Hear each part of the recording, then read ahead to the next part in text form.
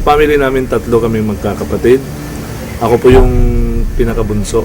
Karoon kami ng bahay sa squatter area. Itong kwarto ko po na dati. Dito po ako nakakaiga, natutulog. Dito talaga ako lumaki. Nakatira kami yung buong pamilya namin.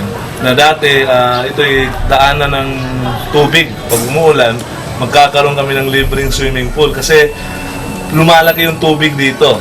At ngayon ay siyempre natambakan na ng mga lupa at nagbago na, pero memorable masyado to kasi dito ako panganak at dito rin ako lumaki.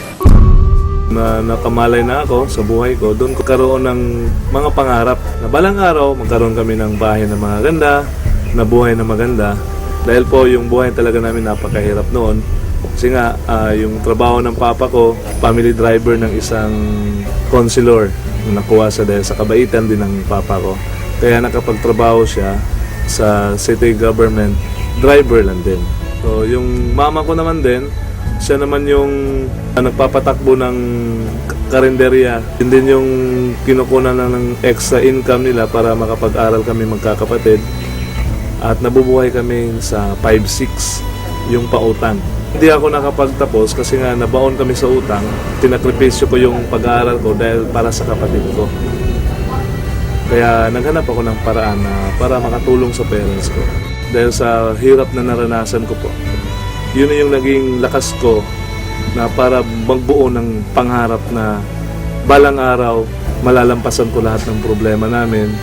Malalampasan ko yung kahirapan namin. Naghanap ako ng mga oportunidad para mahihaon sa kahirapan yung family namin. Nung matapos na ng pag-aaral ng high school, way back 1999, parang naging tambay ako kasi 1 year din ako hindi nakapag-aral agad. Kaya yung ginagawa ko doon, talagang nagtatrabaho. Kaya lahat ng trabaho sa terminal, Ecoland Terminal or Terminal ng bus ay naranasan ko po yan. Paglilinis ng sapatos, yung pagbibenta-benta ng mga durian candy, at saka yung pagkakarga ng mga bagahe ng mga pasahero. Yun, naranasan ko po yun para makatulong ako sa mama at papa ko. Humingi ako ng pagkakataon ng Panginoon na kung bibigyan niya ako ng chance ay hindi ko talaga pakakawalan. Yung unang pag-iempleyado ko po, award craft po yun, yung paggawaan ng mga plaque, ng mga trophy. Actually, nagtrabaho ko para sa ate ko, para makapagtapos siya ng pag-aaral niya, na makatulong din ako sa mga tuition niya at saka sa parents ko. Nung nag-graduate yung ate ko, nag-stop na akong magtrabaho at pumasok na ako sa negosyo, pagninegosyo. Kasi alam ko nung sa pagninegosyo, doon natin makukuha yung mga pangarap natin. Doon, may isang company akong napasukan na talagang doon ako namulat na talagang grabe pala yung potential income ng ganitong klaseng negosyo. Kaya na-challenge ako doon. Sabi ko, pag-aaralan ko to, kasi nasa-challenge ako sa mga taong umaasenso. Kahit anong background mo, nakapagtapos ka man wala, open sa lahat, sa mga taong nangangarap. So ako yung taong gigil na gigil dati na talagang makuha ko mga pangarap ko. Kaya nung napag-aralan ko siya, ay hindi din pala parang gano-gano ka basa-basa kang papasok. Kasi ang dami ding mga kumpanyang na parang may company, may produkto, pero wala namang silbi yung mga produkto at hindi nagtatagal.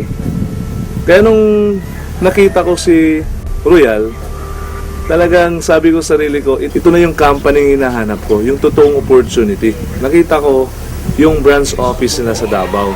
Talagang sabi ko sa sarili ko, talagang pwede kong ibigay lahat ng mga kakayanan ko, lahat ng lakas ko, lahat ng talino, talagang skills ko, na alam ko hindi ako mabibigo.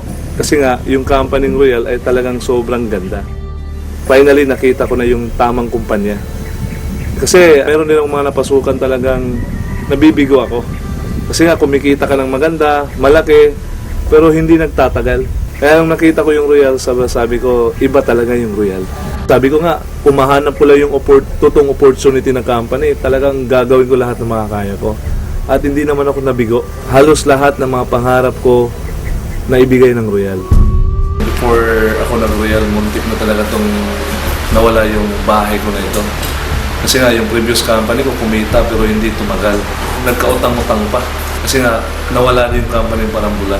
Dahil po sa Royal, nabayaran yung bahay na ito na matagal namin pinapangarap ng pamilya. 8 months ko nung tinabaho yung Royal, nakuha ko yung Montero Sport ko.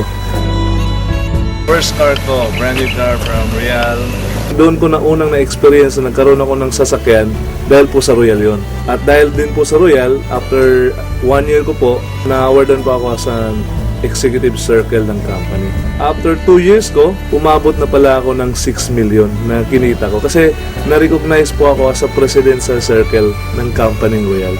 Kaya grabe yung nangyari sa buhay ko. Lalo na ngayon, in 3 years time ko sa Royal, na nagkaroon ako ng opportunity na makasama sa travel ng company. Ang kagandahan po ay sa Brazil. Dito sa Royal, lahat sinasabi, lahat pinapangako nila ay nagkakatotoo. Iba talaga palang maka-abroad ka. Hindi ka lang nagninegosyo at kumikita, pero ma-experience mo ang totoong lifestyle na binibigay ni Royal. Grabe!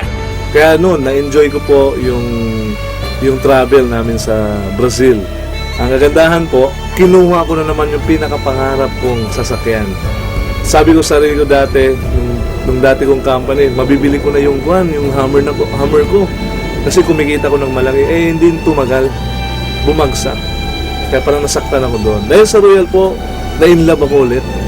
At dahil po sa Royal, yung pinapangarap ko ay talagang nagkakatotoo lang. Ito na nga ho, yung hammer or H2 ko po. Kasi sa Davao, hindi ka basta-basta magkahammer dito. Yung mga nagkahammer dito, yung mga may-ari ng mga mall, may-ari ng mga hotel, yung mga may-ari talaga na talagang kilala sa negosyo dito sa Davao. Ang malupit doon, isa sa nagmamayari ng hammer ay royalista. Dito pong bahay na ito, actually ito yung pangarap ng mama ko. Dahil single pa naman po ako, wala akong ibang pinapangarap kundi pasayahin at paligayahin yung mga magulang ko. Ako pa, ang dami ko pang pangarap sa kanila. Sabi ko nga sa papa ko na dapat na magretiro na siya. Ayaw ko nang magtrabaho siya. Alam na alam ko kasi yung hirap na naranasan nila sa buhay. Sa hirap ng naranasan nila at hirap ng nadaanan nila sa buhay nila, binuhay pa rin nila kami nung mga bata pa kami. Kaya ngayon, nung ako nang nasa kalagayan ko, ay gustong-gusto ko naman makabawi sa kanila. Masaya pakinggan na may anak ka na nag-alala sa pamilya niya. Sama sa amin, papa niya. Salamat. Kung gaano ko kamahal yung sarili ko, ganun ko po sila kamahal. Kaya lahat, habang single pa po ako, habang hindi pa ako nag-aasawa, binibigay ko po yung kaligayahan nila. Inauna ko po sila. Marami tayong kaibigan, magiging partner. Pero ang masabi ko lang, nag-iisa lang sila na ina at ama ko sa mundong ito. Kaya kahit anong mga hirap na naranasan ko sa pagninegosyo, makita ko lang sila, parang namomotivate na ako, parang nabibigyan ako ng lakas na ipagpatuloy yung naumpisan kong pagtatrabaho na maayos at yung tama. Sila din yung dahilan na umabot ako sa naabot ko ngayon. Kasi kung hindi dahil sa kanila, siguro matagal na ako ring nag-give up. Kaya kahit anong gawin ko, lahat ng ginagawa ko, sa ngayon po ay para sa kanila po.